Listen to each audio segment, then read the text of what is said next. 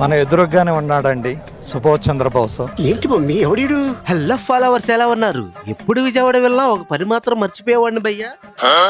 ఈ రోజు అన్ని పనులు పక్కన పెట్టి ఆ ఒక్క పని మీద స్టార్ట్ అయ్యాను భయ్యా. అదే నా కెమెరా సర్వీస్ చేయించడం అనమాట. సో నికాన్ సర్వీస్ సెంటర్కి అయితే వచ్చేసాను భయ్యా.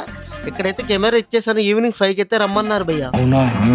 ఈ లోపు కడుపులో కంగారులు పరిగెడుతున్నాయని అందరం కలిసి ఆల్ఫా హోటల్కి అయితే వచ్చేసాం భయ్యా.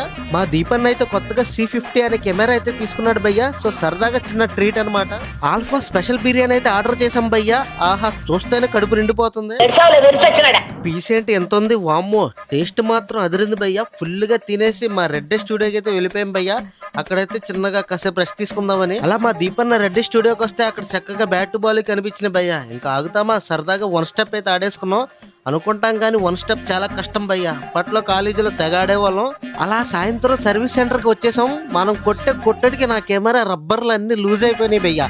ఇప్పుడు మాత్రం సీల్డ్ పీస్ లాగా ఉంది, భలే ఉంది, ముద్దొచ్చేస్తుంది. ప్రైస్ అయితే 7,000 తీసుకున్నారు కానీ వర్క్ మాత్రం బాగా చేశారు భయ్యా.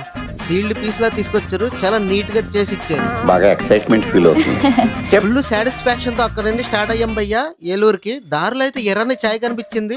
ఈ చల్లటి వాతావరణంలో వేడి టీ తాగితే బాగుంటదని ఒక టీ అయితే వేస్తాం. 8 ఇంటికి వచ్చేసాం. బట్ చలి మాత్రం చంపేస్తుంది భయ్యా. నాకు ఓని కింగ్స్ ఎంజాయ్ లైఫ్ పండగ.